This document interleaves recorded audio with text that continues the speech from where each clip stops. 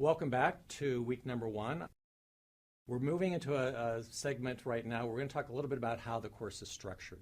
And if you look at the syllabus that's posted online, you'll be able to follow this fairly well. We've tried to do this in a way that builds the background knowledge necessary to understand some of the topics. We're initially looking at it in terms of 2 kind of broad units. The first unit we're calling Perceptions, Attitudes, and Background Knowledge. And that's a unit where we'll focus on things like language use. We'll focus on how we define and see disabilities. Talk about some stereotypes and attitudes issues, as well as how one goes about, or one's family goes about adapting to disability. That kind of information is very fundamental because the second unit is where we'll talk about some of that information, but as it applies to a variety of important life experiences. So we'll talk about education, we'll talk about employment, we'll talk about community living. And I will tell you when we talk about education that it's an important enough topic that we've divided it into 2 separate lessons. The first lesson will be education as we think early intervention through high school.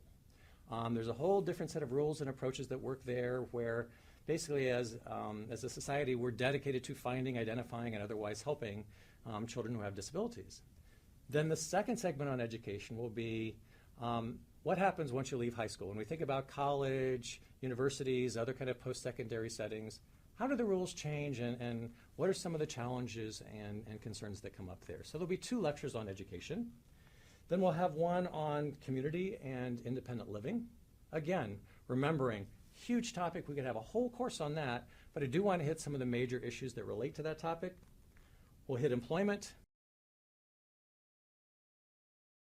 And then our final lesson for this course will be a summary and solutions kind of a lecture. I want to end on a positive note where we bring together all the things that we've learned up to this point and then talk about, again, in more detail, some of the solutions that each one of us might invoke to try to make the world a better place and a more accessible place for people with disabilities. So now that we've got the course organization, I would like to talk about how is each lesson organized, because you'll find that we try to be as consistent as possible throughout the lessons. So if you talk about that, you'll have a better sense of what to expect. So we'll have a topic, but then the very first thing we'll do typically before we do anything on that topic is have an etiquette lesson. As I mentioned before, students have found that very helpful, and in fact, today we'll have our very first etiquette lesson. It should be no different on our first day. And so the question is this: what's the correct way to offer assistance to somebody who has a disability?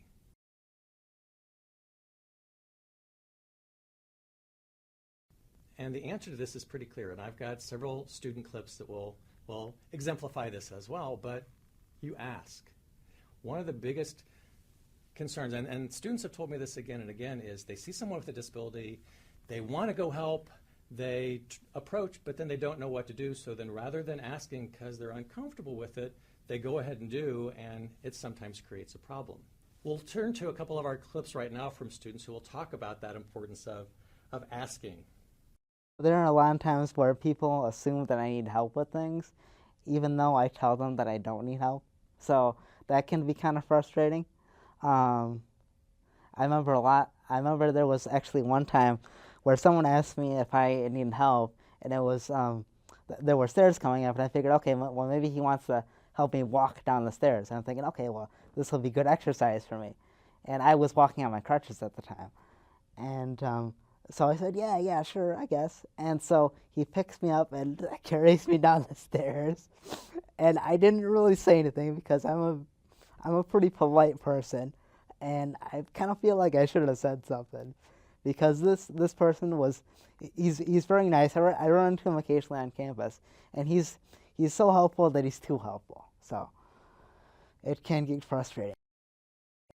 When you encounter someone who is blind or visually impaired and is going somewhere and they might look lost to you, always ask the person if they need assistance instead of just grabbing them and trying to take them where they need to go.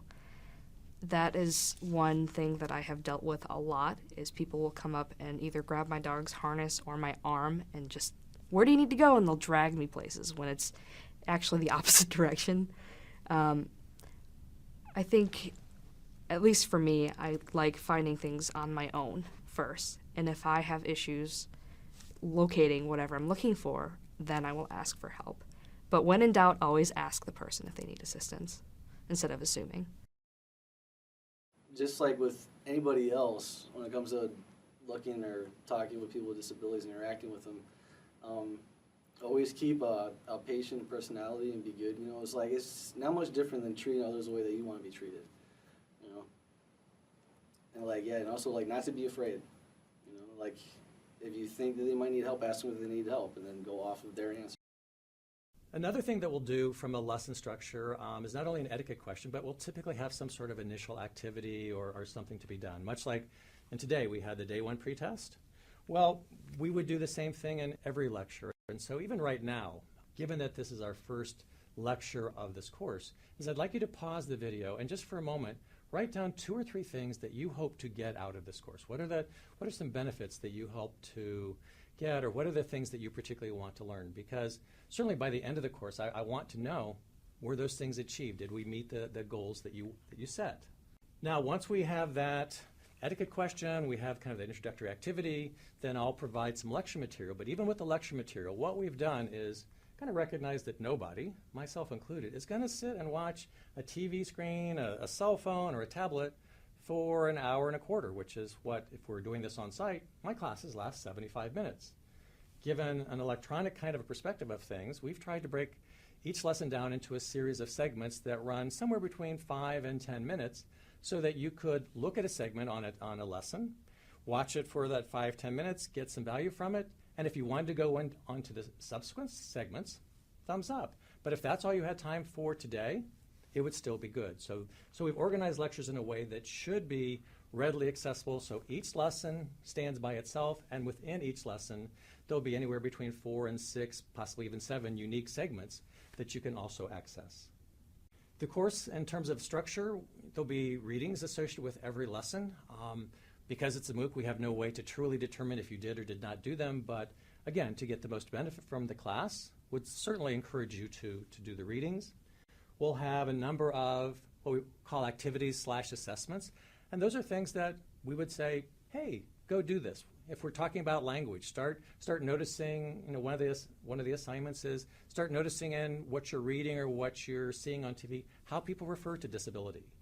Or we've got another assignment later on in the semester where you're going to be asked to go out and do what's called an accessibility audit, to look at a publicly accessible building and say, all right, does it have, are there stairs or can a person roll in? Is there signage in there for the elevator? Is there an accessible restroom? So again, to kind of clue you in on the importance of things. So there will be activities. Again, it'll be up to you whether you choose to do them, but I think that if you do, you'll find them valuable. As I mentioned early on, we'll have guest speakers across every lesson. I think they will provide a very, very unique kind of an approach for us. And then to allow you as students to have more of an opportunity to interact, we will for each week have a discussion forum that will be available. So should you want to write, share ideas, so on and so forth, that will be available.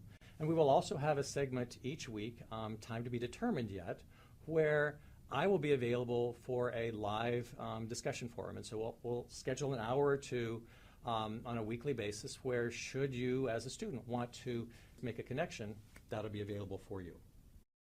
And then finally on this one, before we end this segment, want to mention the idea that in addition to, say, the required readings and the assessment activities and so on and so forth, that we will also include a series of enrichment readings, websites, and so forth.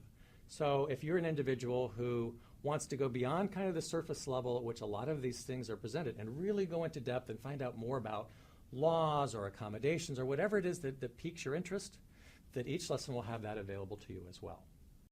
So it's our goal to, again, to increase your comfort, increase your knowledge, give you the resources so that you can be more comfortable with yourself and create a more just and accessible society.